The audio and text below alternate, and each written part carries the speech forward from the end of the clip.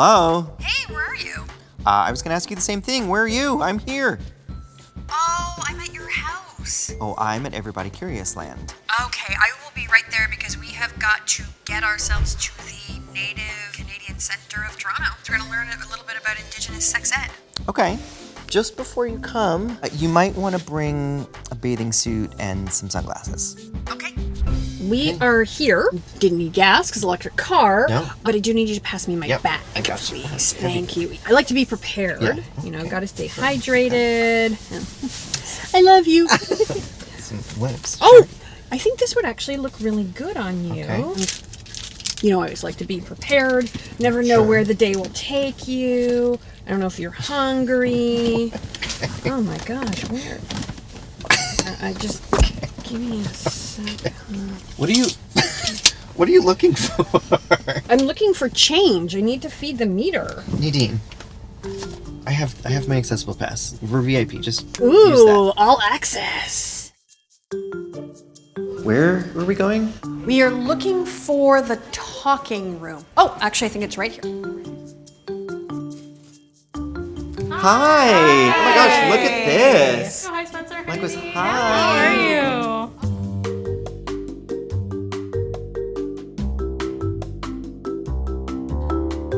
Oh, wow. So what are you all up to here? We're doing some beading today, and we wanted to invite you to participate. So is beading sort of part of your culture and family? Yeah, and, Indigenous communities have been beading for a very long time, and it's a traditional activity that we're all super proud of. And I know for myself, I look at something and I'm like, can I bead that? So today we decided on beading condoms.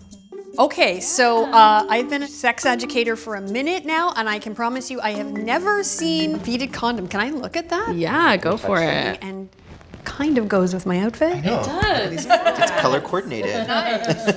So we started doing this activity at the Native Youth Sexual Health Network in part to just make condoms less intimidating and apply something that, we know lots about to something that's a little bit intimidating to learn about. All right, so we're gonna If Yeah, you can we want join to, in? Yeah. absolutely. Oh, amazing. Your next step is to choose a condom color. These have all been washed and dried, so they're not super slippery and sticky in your hands. And then you're gonna choose your colors of beads. You can do as many colors as you like, just whatever speaks to you.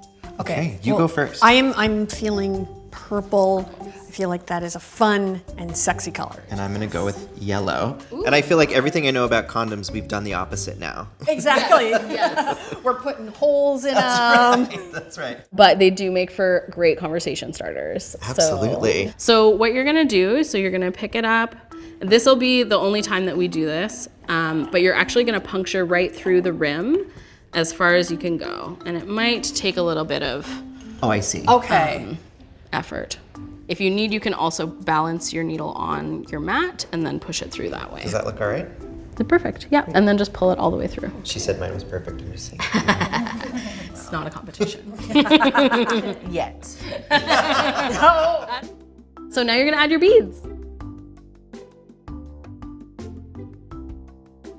I feel very calm right now. And very relaxed. Do you usually feel calm and relaxed? No. So No, I this do is not. special, okay. Yeah. When I was being taught how to bead and make crafts, I was always taught that you do it with a good mind, so you have good thoughts. Like, what was your experience like learning how to bead? I was really lucky to have lots of access to lots of aunties that taught me how to do these things. In a lot of Black cultures, including mine, there are your aunties who are actually, the sisters of your parents, but then we also have aunties who are just friends of family or just older women looking out for you. And I'm just wondering, in your community, what's an auntie? It's kind of like the same thing. I have a bunch of aunties that were in ceremonies that just will look out for me and give me advice. I like to think of myself now as people's sex ed auntie. Yeah. It's definitely a kinship role. It's definitely a cultural role. It's a community thing. It's also about being chosen and being a safe adult in a young person's life. They have lots of people looking out for them, so I know that they're always safe and cared for, and I don't have to worry. Yeah, they definitely come in handy when things start changing, and it's often a time where young people don't want to be around their parents. Yeah, that's the truth. You need other people around. How are you doing over there, Pearl? I think I made an oopsie. Oh yeah, it's happened. Thank you. I'm still new to beading. Y'all were asking when we learned how to bead. I just learned how to bead You're learning. a month ago. Oh, like, wow. That was like Amazing. how to do it. Totally brand new. Yeah, my mom wasn't a beader and my sister wasn't a beader, and I've always wanted to. I just never put the time into it or didn't think about it until now. We learn together in community. There's no such thing as an expert. Learning together is, I think, much more effective. So can I tap into my inner 12-year-old for a moment? Please and do. Ask you questions that I used to have.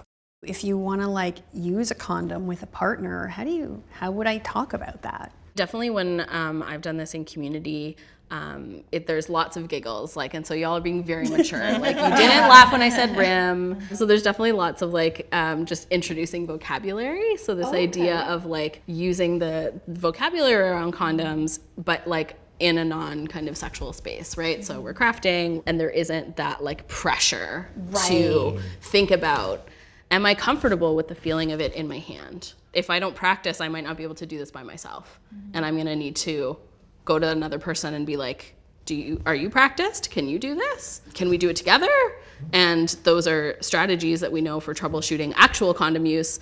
Those are skills you need to have. You need to be able to communicate and say things out loud and have some practice. And hearing you say that, it's comforting to my inner 12-year-old because that's just a normal part of being a human. And so immediately I feel like, oh, well, then maybe it's okay. I might want to use a condom with another person. Mm-hmm.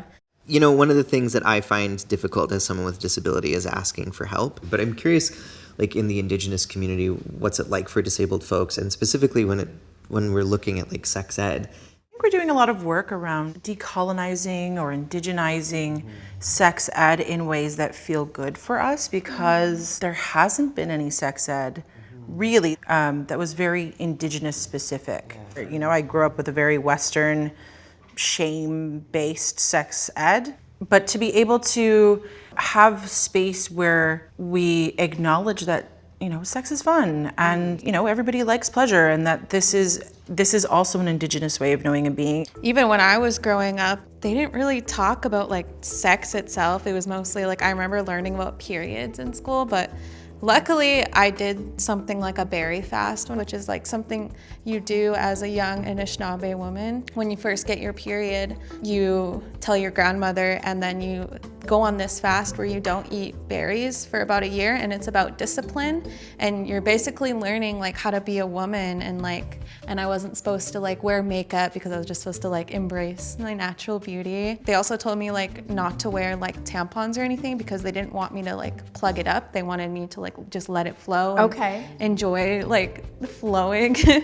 And then at the end of the year, I had a big coming out ceremony. You were all supposed to isolate yourself for 3 days. Yeah, so it was a really good experience and I'll always remember it, obviously. And that really does sound very different from so much of the teaching that I'm familiar with around periods, which is very much oh, you're having your period, and now it's all about discretion, how to make it as non-obvious as possible. The school system was it was so shame-based, and also the things they did say about sex, it was it's gonna be painful for girls and you're gonna bleed and you can only lose your virginity to a guy, One of my biggest peeves is this idea that intercourse is just painful for people with vaginas. That it's oh, well, it's just gonna hurt the first time and you just have to put up with it. And I'm but you don't, though.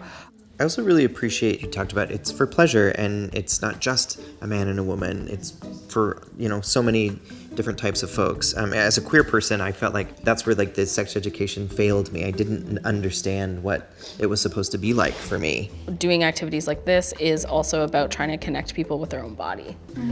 Just have a sense of a relationship to self and think about how do I feel about my body and what does my body like or need?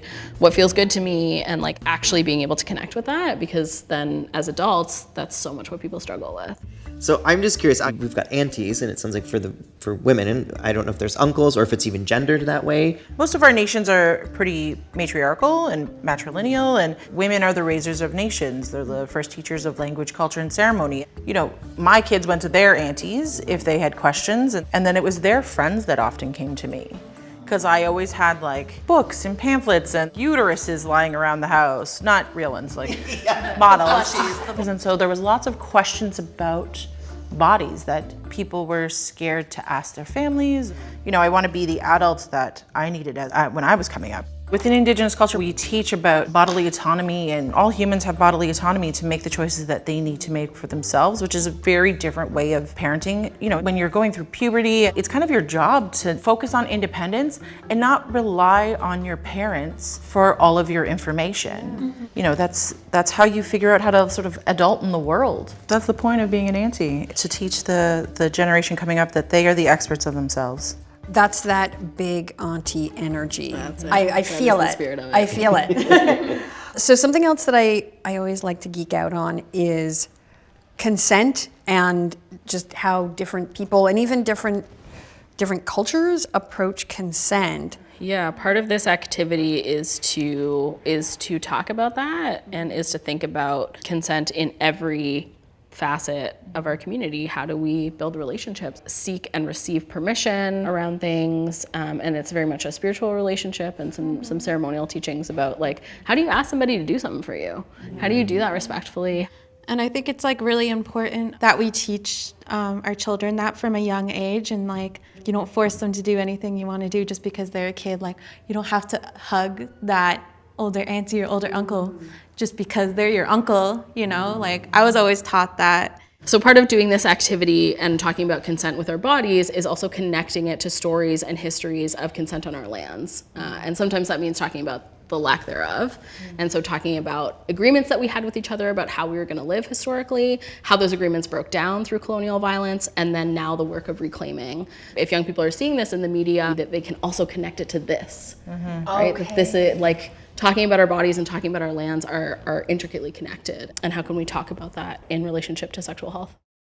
I just want to thank you for taking the time to share your culture with us and help us learn a bit more. We really appreciate it. You're welcome. Now remember, if you're gonna finish these and take them home, these are now artwork. You can't roll them down anything or use them. Thank you. Thank you. Yeah. Thank you. Yeah. They're fashion, not function. Perfect. Hello, everybody! Welcome to everybody's favorite game show, Everybody Curious! I'm your host, Denise B. McLeod. Contestants ready to win? Oh, we're ready. Okay, I'm gonna start with an easy question. Do you know a word in your language other than English for consent? I'm gonna go with Gaween. No. You get 25 points for that. You'll get 25 points. Next question. Can you show a way to express consent other than saying yes? Nadine. Absolutely. There's body language, there's sign language, there's like just noises in the affirmative or in the, I'm interested. I think emojis counts. Okay, emojis. Okay, well then this goes into my next question. Who knows an emoji for sexting? Eggplant. Wow. And the taco. And a taco. And the squirt emoji. It is literally the squirt emoji. It's no longer like the water emoji. It is the squirt emoji. Who thinks talking about our bodies is important? I think that was Spencer. Well, first of all, I do. Second, the reason I think it's important is because all bodies are different. And I think it's really important that we learn to talk about them and share them and help normalize that all bodies are amazing. Oh my gosh, that's so great. Thank you so much, Spencer. That was really good. Thank you. I'm still gonna destroy you. Well, we'll see. Okay, last question. For infinity points, who has talked to their children or other people's children about boundaries? Oh my gosh, it was a four-way tie. So I'm gonna start with Spencer. Yeah, so my friends have a little boy, and every time I come over, I say, can I have a hug? And try to mirror them what consent and boundaries look like, and then they can respond yes or no. That's fantastic, well done. Well, I have my own kid, and we talk about boundaries all the time. Something that I like to talk about with kids is when setting boundaries can be hard sometimes, especially sometimes when you're a kid and you're trying to set a boundary with an adult. That can be scary and feel difficult. So sometimes we just talk about the feelings. Whenever I am with my little cousins, I always ask their permission before giving them a hug. I always just make sure to ask them like what they need and like if they need any help. I'm a birth worker and a doula, and so sometimes people think babies can't consent, but you can absolutely treat them like cats and kind of let them warm up to you and like not be like super assertive with like wanting to hold and touch and do all these things. You can just like be chill, let people approach you, and that can set you up for much more consensual success. So, because all of your answers were so amazing and so rooted in Indigenous ways of knowing and being, you're gonna split the infinity points. What's infinity divided by 4? Is anybody keeping track? Like, how many points do I have? I don't know. We didn't hire a point taker. We're on a budget. Woo! Woo! Woo! Yes! Woo! And that's all for the Everybody Curious Game Show. I'm your favorite auntie, Denise B. McLeod. Take care, everyone! Everyone's a winner! Okay, everybody leave now. All right, what did we learn today? I really enjoyed learning about Indigenous perspectives on sexuality and teaching sexuality. I love that it's so rooted in like pleasure and autonomy and really helping folks to just like understand who they are and like why sex and sexuality can be like enjoyable and fun. So today was awesome. Yeah, and beading is now one of my new favorite things. What else could we be, do you think? Oh, okay, well, we could bead like, I bet we could bead one of these internal condoms. Yeah. Oh, we could bead like, we could bead a contraceptive ring. Maybe we could bead a dental dam? Oh. Oh, what else could we bead? Oh, we could bead some latex gloves. Oh my God, gloves. And you could bead the fingernails maybe? I could try. Like different colors? Yes, okay. Like nail polish? You know what? We're gonna need more beads.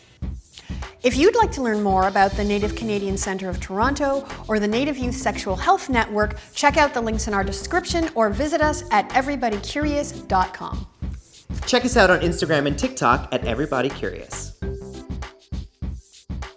See, Spencer? I got tricks too.